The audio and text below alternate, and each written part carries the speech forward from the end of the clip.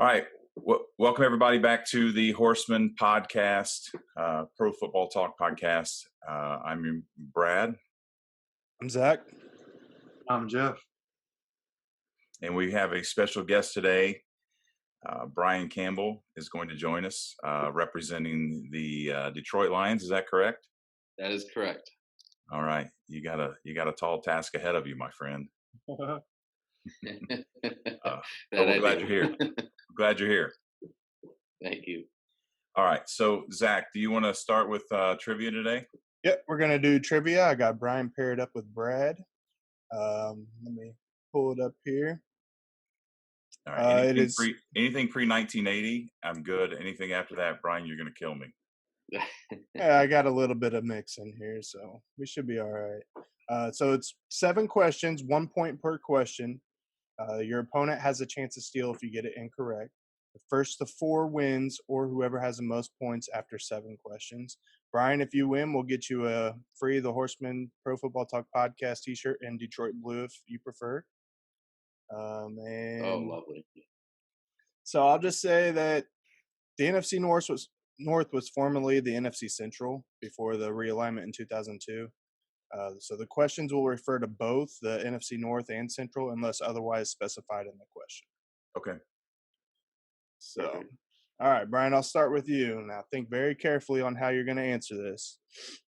On November 1st, 2020, the Detroit Lions will face the Indianapolis Colts. Did the Colts win by 10 touchdowns or 11?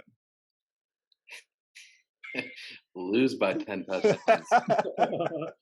I'm just kidding. That's not a real question. I was just messing with you. I had to throw it in there. All right. This for real. Detroit Lions quarterback Matthew Stafford is A, in the top 10 in all-time passing yards, B, in the top 20 in all-time passing yards, or C, 21 or lower in all-time passing yards.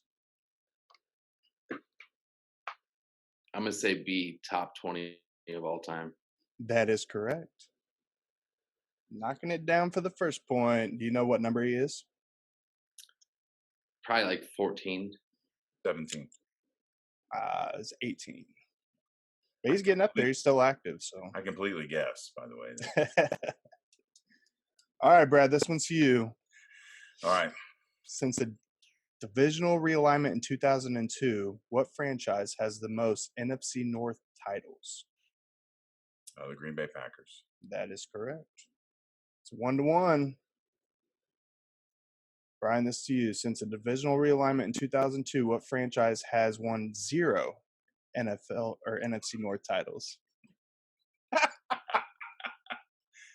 this is a kid's show, Bryan. Kid friendly. Yeah. Obviously the Detroit Lions. So that is correct. 2-1.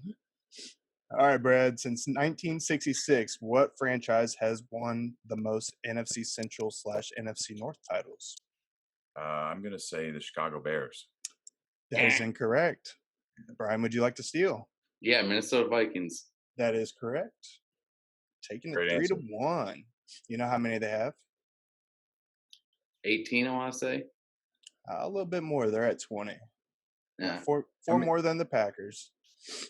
Okay.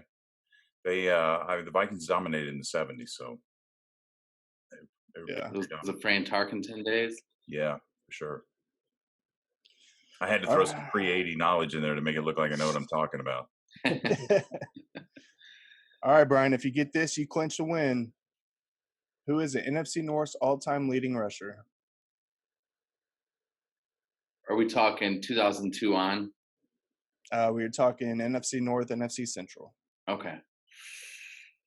Oh, Walter Payton. Good guess. That is correct.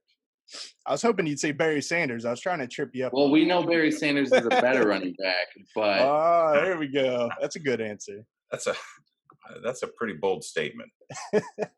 But we didn't get to see Barry Sanders and live out to his full potential, so I can't say I disagree with you, to be honest. He's the best, in my opinion, the best running back of all time. I say that because not from what his pro career so much, but his college record, I think it's 36 touchdowns his Heisman year, that'll never be beat. And it's like 2,800 rushing yards.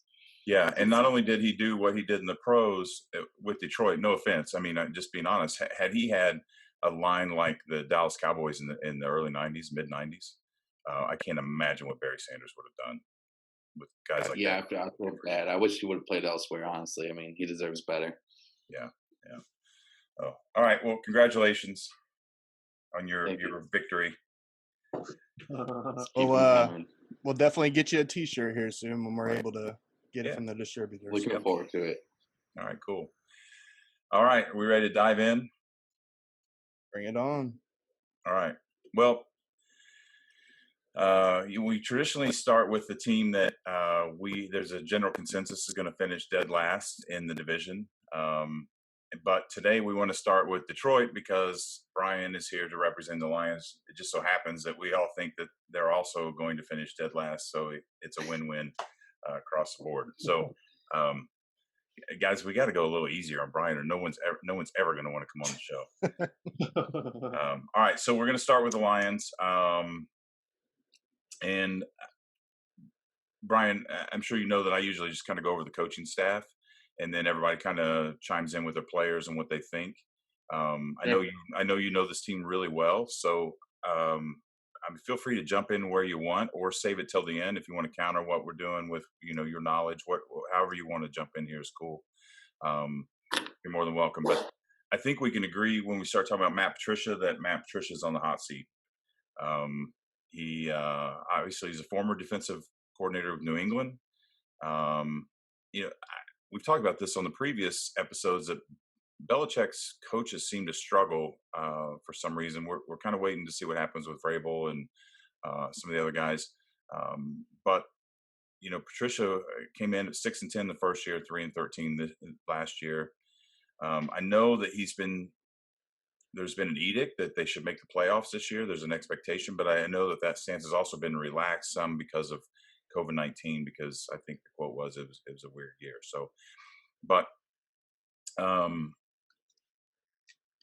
as far, Patricia's a defensive guy. He comes out of Belichick's tree. And what I found curious about the Lions is that their defense is going backwards since he took over. I mean, they were 10th in 2017 overall, 18th in 2018, and 25th in 2019. And for being a defensive-oriented coach, that doesn't really look good, in my opinion. I know that on the offensive end, they've replaced Jim Bob Cooter now with Darrell Bevell, which we all would remember. Everybody remember Darrell?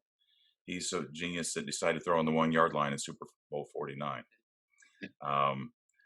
But he also, I'm just teasing because obviously he was a former OC in Seattle. He inherits a 12th ranked offense, so it'll be interesting to see what he can do there. If he can make some improvements, then Bryan's going to have a case here in a few minutes when he starts talking. But the defensive coordinator is unproven, Corey Unlin.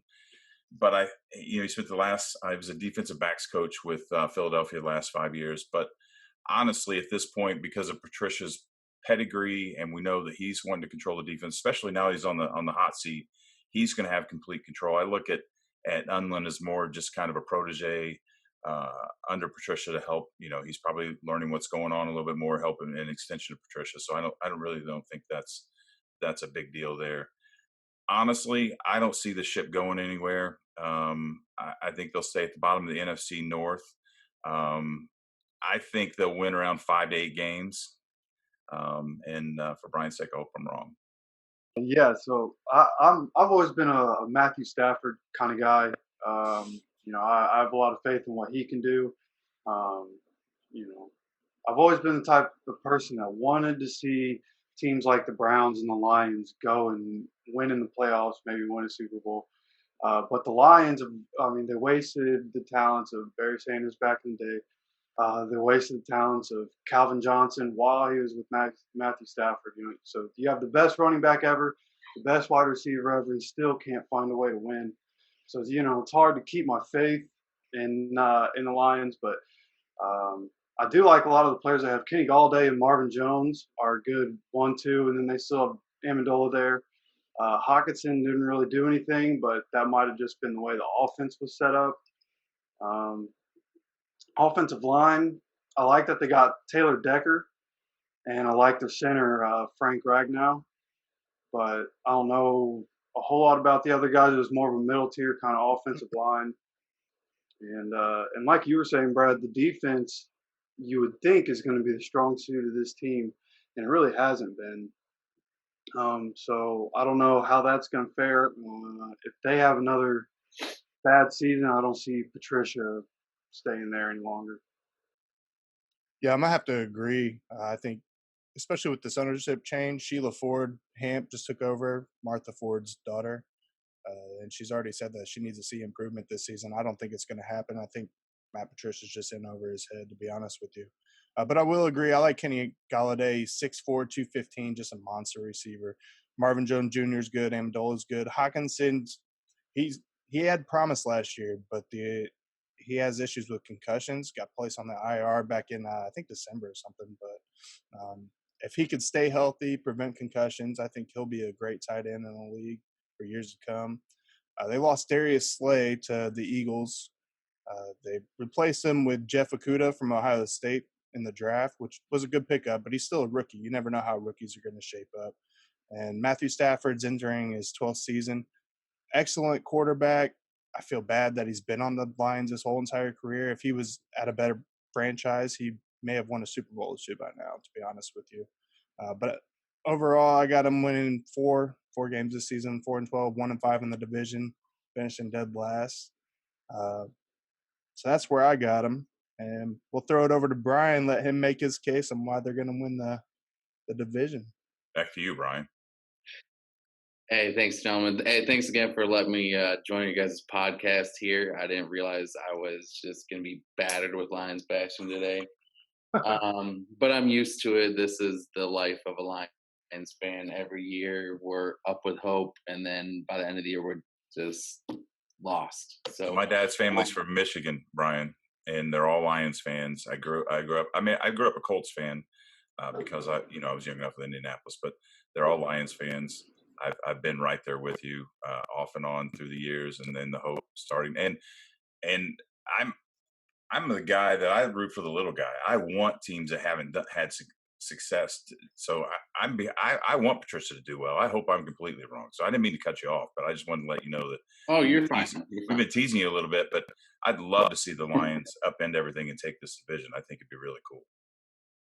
Yeah, and back to your point, it's been almost 30 years since we've won a division title, even a playoff game. We went 0-16. It's just been bad. But here is the good news. I think this is the year we win the division. I have us down at 11-5, and the reason why is a couple things. One, I think the transition change from Jim Caldwell to Matt Patricia was challenging because a lot of players really loved Jim Caldwell. However, those players were content going 9-7 and losing the first round of the playoffs. He doesn't. So when they brought in Patricia, Caldwell, we've talked about Caldwell before.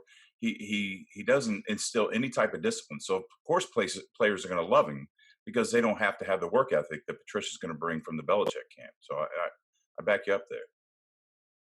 Yeah, I mean, and Caldwell is, he did good for us, but just, we can't just settle with mediocrity. So yeah. I think us bringing Patricia was like, all right, time to go to work. Let's try the Patriot way because they've been the best organization the past 20 years.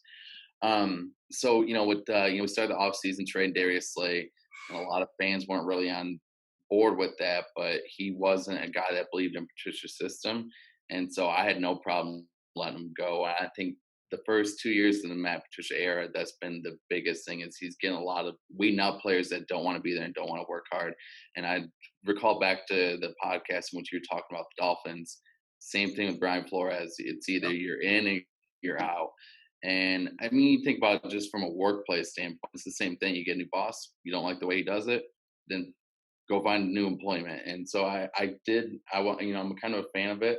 But I was 11-5 for a couple reasons. One, obviously, yes, Patricia's on the hot seat, have to win. Two, we had a great draft. I felt like this offseason between adding, I can't pronounce the guy's name, but tackle from Philly, who's going to be our right tackle. We improved our O-line a little bit. In the draft, we grabbed Okuda, who's going to take Slay's place. We also added Desmond Trufant. He's not a shutdown corner, but he's a serviceable corner nonetheless. Brought in Jamie Collins, who's only had success in the Patriot system as a pass rushing linebacker. Brought a couple other Patriots. I think Matt Harmon was one. He's like a safety. We brought in Danny Shelton, a nice defensive tackle, kind of bolster that interior line. And so I like those moves in the draft. Like I said, I mean, between Slay and then not Slay, Okuda. And then you add in DeAndre Swift, who has very few miles, did not run the ball a lot in college, is a great back. He's perfect for our system because he can pass, catch, pass, protect, run the ball. And I can't think of a Georgia running back in recent years that hasn't came out and had an impact his rookie year. So between him and Kerryon Johnson, you got two-headed monster at running back. Receivers, as you guys all said, Galladay, Jones, Amendola, Hawkinson, I'm expecting to have a better year. He had a couple good games. I think his opening game, he had last year, it's 6 catches for 120 yards and a touchdown. Yeah, he set a record for a tight end debut. Yeah, I mean, so I really expect our offense to be much better. And then our division, I don't feel like anybody got better in the division. I think Minnesota had a good draft, but you look at their losses, they lost their offensive coordinator. They lost Xavier Rhodes, Stephon Diggs, Everson Griffin, Linval Joseph. You got Dalvin Cook, who wants more money, even though he's only been in the league 3 years. And then I like Justin Jefferson, their draft pick, but he's a slot receiver through and through. And that's the same thing Adam Dillon is. I thought that was a little bit of a duplicate pick. You look at Green Bay. I'm hoping they move on from Aaron Rodgers sooner rather than later. But, they grabbed Jordan Love, who, some people may see as a waste of a first-round pick. I did love their second-round pick of that A.J. Dillon. That running back is a beast. And I'm telling you, he's the new Derrick Henry. I'm worried about him. They added Devin Funchess, but they didn't really improve marginally to me. And people tend to forget that they got lucky on Monday Night Football last year in Week 4. I mean, just a couple bad calls, which is always this story of the Lions. A couple good calls don't go our way. Chicago, they still don't have a quarterback. I'm not a Nick Foles believer unless it's in the playoffs. And then that pretty much covers everyone else. I feel like with everyone not marginally improving, and I felt like we had a great offseason and great draft, and we have a hot seat.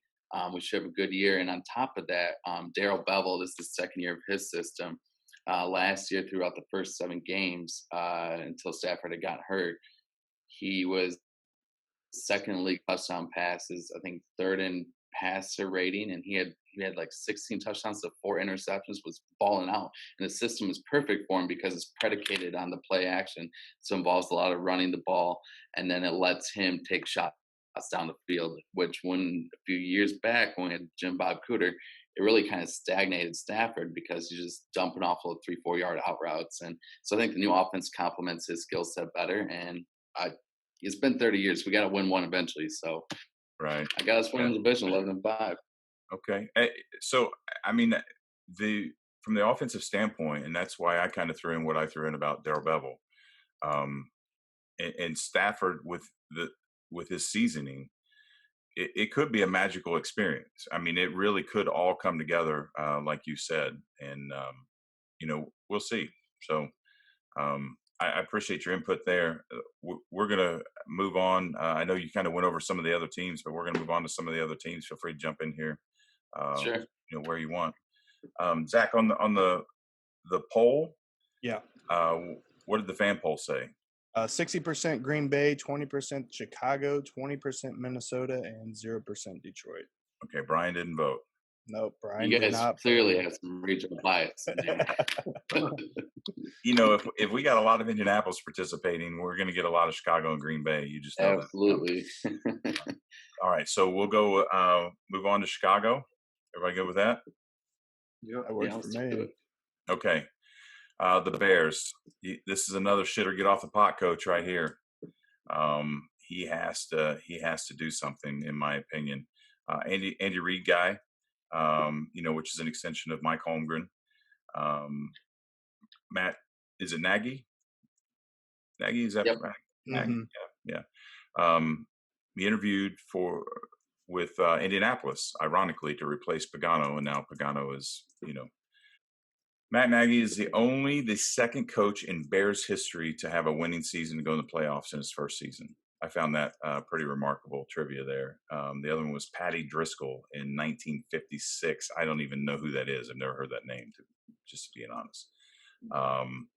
But he was 2018 AP Coach of the Year. He finished 12-4, but then last year they went 8-8. And the sophomore year is always the hardest. When you come in, you got a new system in the first season. You can, but the second season, everybody's got your game film, and you gotta adjust from there and maybe fill some gaps. I don't know. So Chuck Pagano is their defensive coordinator, and obviously Chuck Pagano is the former beloved Indianapolis Colts coach.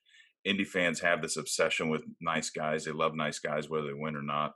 I liked Pagano. I liked, his image and what seemed to be his personality. But I'm glad that Frank Reich is at the helm and Pagano's gone. But, Pagano was 11-5 his first 3 years at Indy. Then he had some health problems, some things. The defense started to slide, but we all know that Ryan Grigson, had a huge hand in blowing that whole thing out from underneath him. So in 2019, he had the 7th overall defense, which he inherited from Vic Fangio, who's now with the Broncos. Bill Lazor, the offensive coordinator. This guy was fired by the Dolphins, fired by the Bengals, and now for some reason Chicago thinks he's going to come in and do something here. And they were last year their offense was ranked 23rd overall, and I expect that may even get worse at this point. I don't even know what's going on here. I think the Bears end up hovering around 500, give or take. I really don't see. And I think depending on what we talked about, I'm going to go with the Lions. Depending on what the Lions do, if they hit on all cylinders offensively, like Bryan was talking about, then the Bears may finish lower. Yeah, I got them lower. I got them 4-12 this year. They're returning 4 Pro Bowlers, but they're all defensive players. Their offense is a mess. Trubisky versus Foles for the starting quarterback, which, by the way, if you go to our Facebook page at Horsemen Sports, you can vote and tell us who you think's going to be the starting quarterback this year between the two. But moving on to David Montgomery, he has a lot to prove. He's still underproven. Their receivers are all right. I don't see them doing anything this year. They're going to be 4-12 with a 1-5 record in the division. Sorry.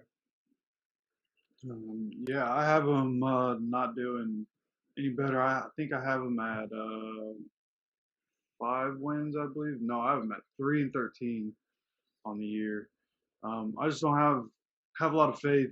I mean, it's hard to have faith in quarterbacks in Chicago, anyways. Like, it's the Windy City, you know what I mean? So they kind of got to depend on running the ball, you feel like. But I mean, Nick Foles had one good year, 8 years ago, and then another good year a couple years ago. He's not a consistent quarterback, and obviously Mitchell Trubisky isn't either. If you don't have consistency from the quarterback, there's probably not going to be a whole lot of consistency on the entire roster because they kind of hold everything together. David Montgomery was supposed to be a beast and looked like he was going to be, and really wasn't.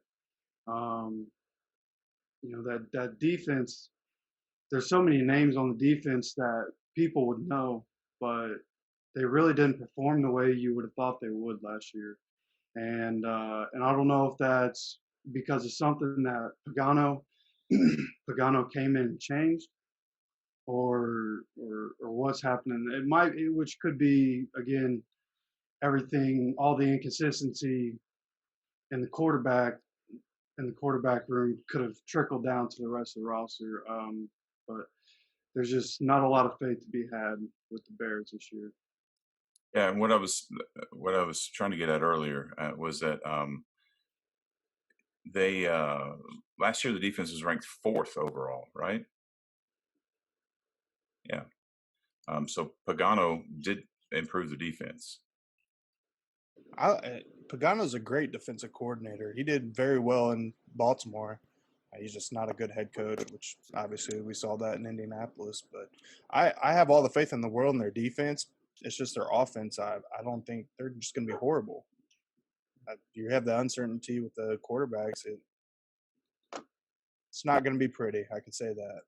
Yeah, and I wonder I don't know what kind of guy Nagy is. I don't know if he's, with a guy like Pagano, I think it's the Caldwell syndrome. They're just nice guys, and I think you need the Parcells Belichick kind of thing where you're just running a tight ship, and that gives Pagano the ability to just be a nice guy, and then he doesn't have to worry about the discipline. And I think that's why they're coordinators. Guys like North Turner and Jim Caldwell and Pagano, I think, fit into that coordinator role because they don't have to be the bad guy. Yeah, very true.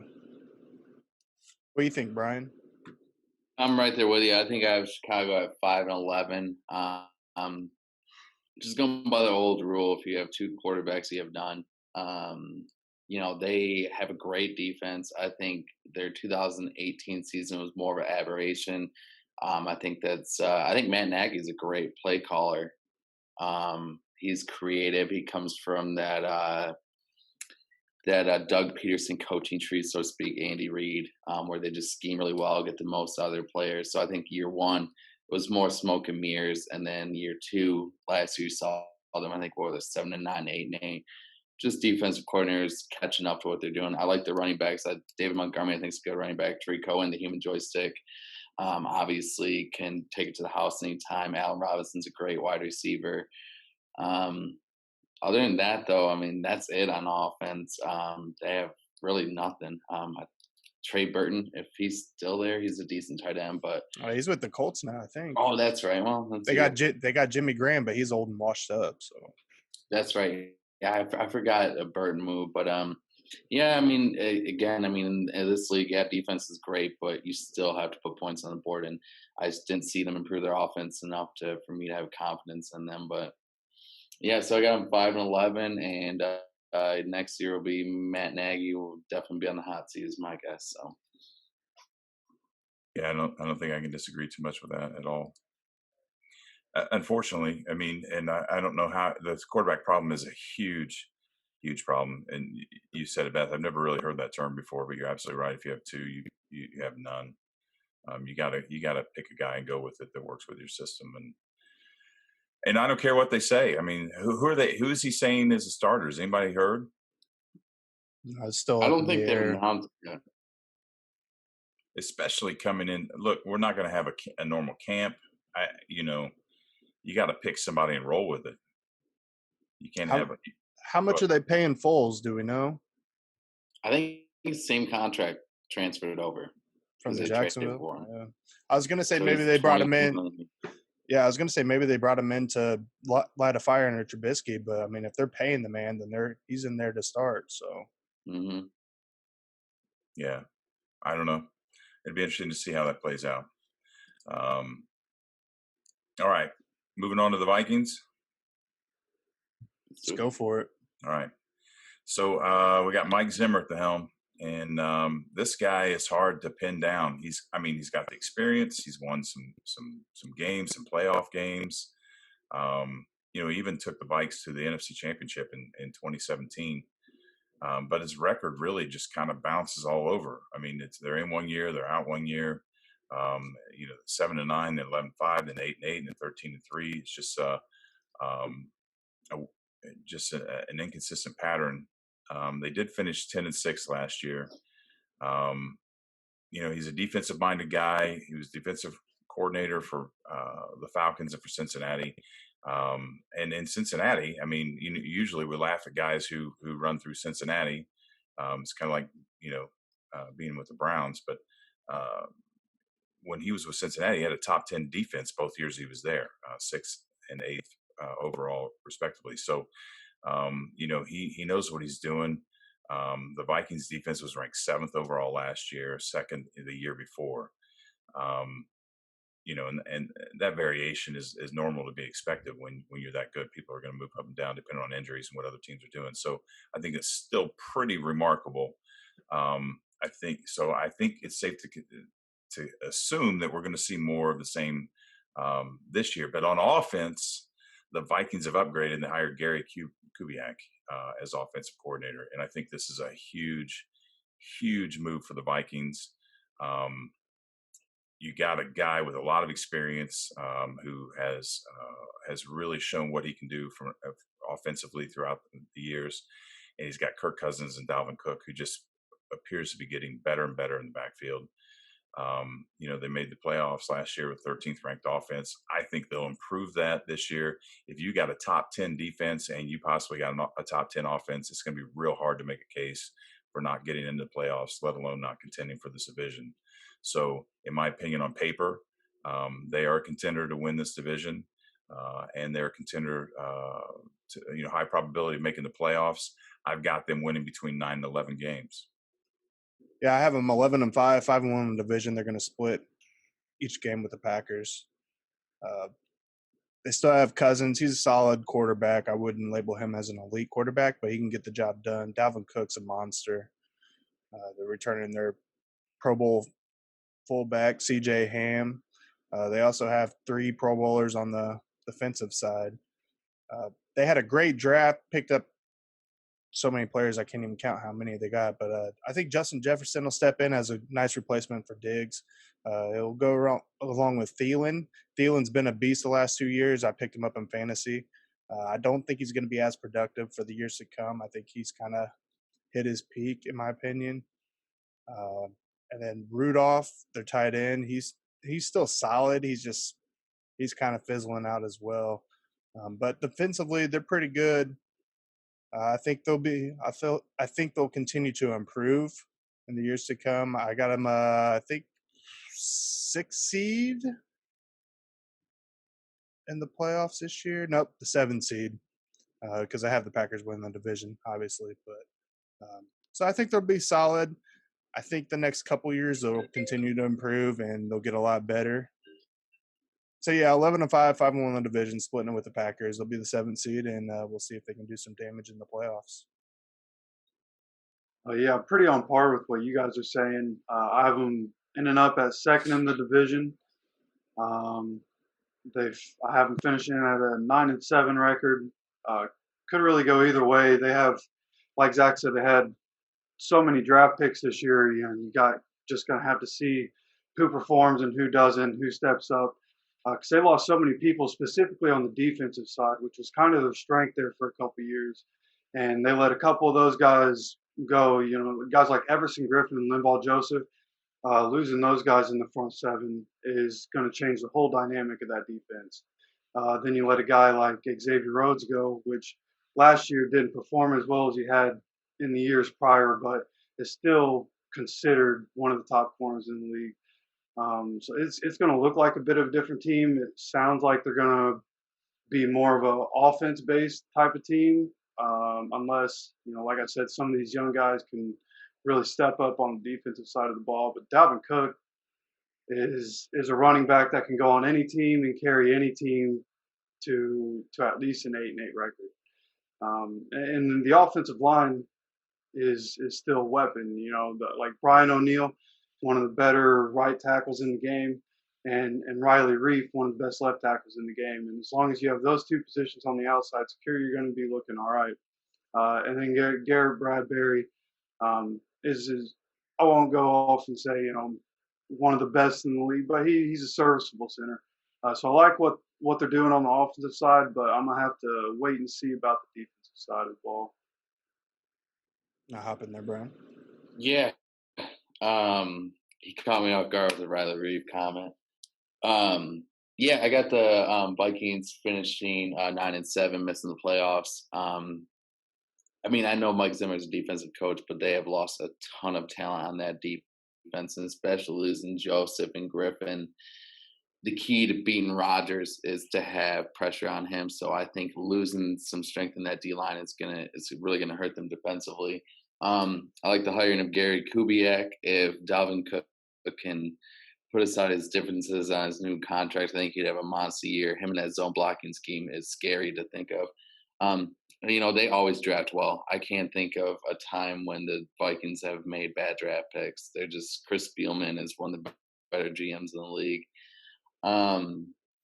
That being said, though, I like the Justin Jefferson pick. However, I feel like him and Dillon have a lot of overlapping roles. So I'm curious to see how that shakes up and what they cook up there. Losing their OC too. I mean, I know Kubiak's a great guy, but it might take a little time for that to gel. And again, I mean, I think their offensive line is solid but not great. Riley Reeve is a serviceable left tackle.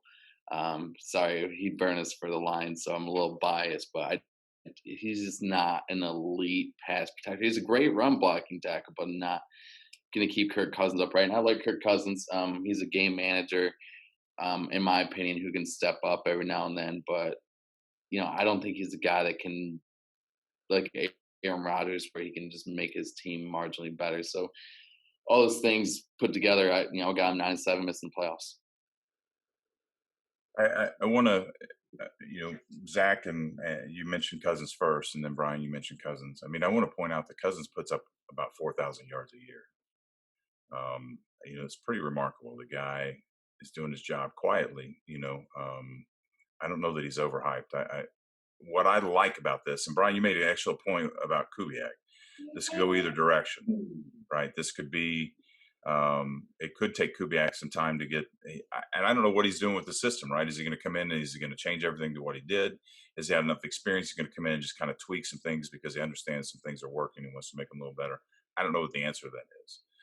But Cousins putting up $4,000 a year, and if everything comes together in the backfield, we'll see. But I think it goes back to what Zach said a minute ago. Even if it's not this year, I definitely think that this all comes together offensively in the next couple of years for sure.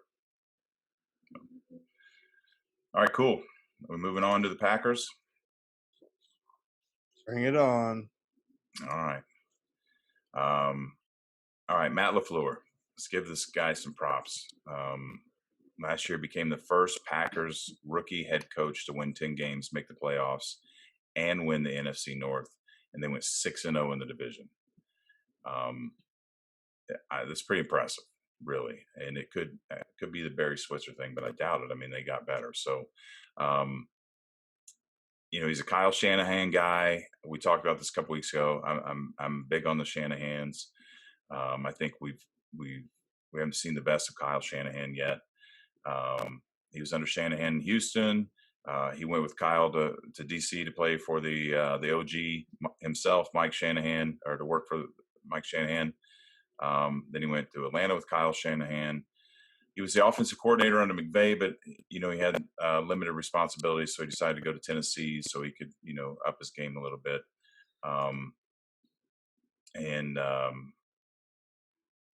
So now he's here, right? So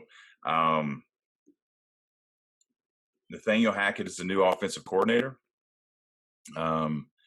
He was the architect of the 2017 Jacksonville Jaguars that had a great season, went to the AFC Championship.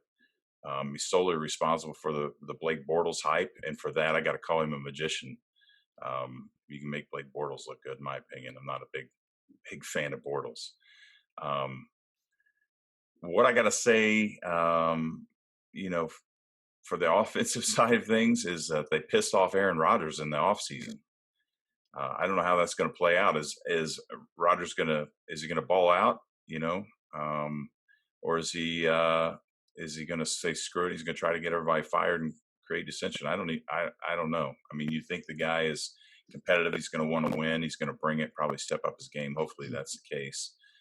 But I don't know if they cause, what kind of dissension they cause in the locker room with that pick. So the defensive coordinator is Matt Patine. He's a Rex Ryan guy. I don't even know why I'm wasting my time talking about him. He hasn't proven anything. They were middle of the road last year. Who's running the defense? I don't know. Maybe he's good. I don't know, but he's just unproven. He might end up being a temporary fixture. I don't really see that being anything remarkable to talk about. But all in all, I think this is Green Bay's division to lose. They easily win 10 games, if not 12. I agree with you. I'm big on Matt LaFleur. I think he's going to do great in the years to come. He brings a lot of young energy, which seems to be the ongoing theme among head coaches in the NFL nowadays. So I think that'll be good. I got them 14-2, splitting with Minnesota, as I said earlier. It's a little high, but they're my second favorite team, so I'm a little biased on it. I'm going to lose to Minnesota, and then of course lose to the Colts, my favorite team. So What is it? What is it with Colts fans? And I don't fit this, but what is it with Colts fans rooting for Green Bay? I don't know what it is. Yeah, There's a lot of them. You're not the only one. I don't know, but I like them. 14-2. I think the whole Aaron Rodgers thing. First, I'll start with not drafting a receiver early on. Actually, I don't even think they drafted a receiver in the entire draft. No, But Aaron Rodgers is almost like Peyton Manning in a sense where he can make receivers look good. It'd be nice for Agreed. to get him some help. So I think that's why they didn't take a receiver and they address other areas on the team and the future with drafting Jordan Love. But they did pick up Devin Funchess. He's a good receiver. He just didn't do anything last year in Indy because of injuries and the quarterback situation. But that's another day. They still have Marquez Valdez-Scantling, who's pretty decent. He makes Jake Kumerow look great. They got St. Brown at receiver. So they have options. And Aaron Jones showed out last year too. So I think bringing in Jordan Love is going to light a fire under Rodgers, and he's just going to snap this year and show him that they made a mistake. And I know Bryan and I talked before we got on the air here, and I'll let him address it because he has some very solid points with what's going to happen with Rodgers. But I think Rodgers is going to be on the way out, and I think this may be the year that he's going to try to win one more Super Bowl for Green Bay before it happens. So I see them dominating this year. So I'm a big Aaron Jones guy. I'm one of those guys in fantasy that takes Aaron Jones, and like 2 years ago, the whole just give Aaron the ball thing was happening. I was one of those guys because he's an animal. Even though they have Jamal Williams, who is serviceable himself, but he kind of has his own role in the offense. And I feel like people overreacted about the not drafting a receiver thing. Because Aaron was pretty upset about it, so people kind of ran with that. But you already have Devontae Adams. Alan Lazard looked like he could be a good number 2 or number 3 guy last year, which is, you already have a number 1, so find a guy to fit that role. Then you bring in Devin Funchess, who was a number 1 for the Carolina Panthers. And as a Colts fan, I was really excited when we got him. It sucked that he broke his collarbone in week 1 and didn't get to play for us at all. But I think that he'd be a number 1 with most teams in the league. So you have basically 2 number 1s, or number 1 and a high number 2. So I don't think it's that big a deal. And you have Aaron Jones and Jamal Williams, so 2 heads at running back. The offense should look good, but the defense is what scares me because of what happened to them in the NFC Championship game. If you get more coaches picking that team apart and picking that defense apart and seeing exactly what they can run to take advantage, then they're just going to keep having the same issues. But assuming that they make the adjustments themselves to fix what they needed to do, I have the Packers finishing at 10-6 this year. Yeah, kind of starting where you're picking up where you're, Jeff. I love the signing of Devin Funchess. I don't think he's quite a number 1 wide receiver. I'm a huge Michigan fan, go blue. But I like that signing. I don't think Aaron Rodgers needed a first round wide receiver to make their team better because they obviously made it to the NFC Championship game where their defense was exposed and they couldn't stop San Francisco's rushing game. I think their defense is still the same, middle of the road. They didn't really do too much to address it. I think I had the Packers at 10-6, which would be nice to not see them win the division for once. I actually like their draft. I thought A.J. Dillon in the second round. I mean, I understand they have Aaron Jones and Jamal Williams, but A.J. Dillon is a hidden gem. I don't know why so many teams passed on him. I think it's the fact that he played at Boston College and just didn't get that exposure. But he's a great running back. I can't remember all the time I have. I want to say he rushed for 2,000 yards his freshman year and still was 1,500 yards or higher each year after that. He was just a stud. But I think the reason why I had him 10-6 is a couple reasons. One, I don't feel like they marginally improved this offseason. I feel like they added, Funchess, but they didn't really do anything drastic in the draft. So I didn't see them get a lot better. And then two, I'm thinking that Aaron Rodgers, Jordan Love pick is going to be a little bit of a distraction. I understand Rodgers is going to be motivated, but I just feel like that could eat at him a little bit. And they have a tough schedule too. I mean, being the division winner last year, they're going to see San Francisco again. They're going to see New Orleans. So they got some tough games this year. That's why I kind of bumped them down to 10-6. And I think too, a lot of people weren't in favor of the move that they did drafting Jordan Love. However, I think Aaron Rodgers makes $35 million a year or so, give or take. And I think them drafting Love was smart in the sense that they can trade him. They can trade Rodgers and get a boatload for him, save, the $35 million or so he's making a year, address other needs. I mean, it worked out well for him in the past when they did the whole same thing with Favre and drafting Rodgers. So, it's a ballsy move, but, Where do you think he'll go? Where do you think they'll put him? Are we starting a controversy here?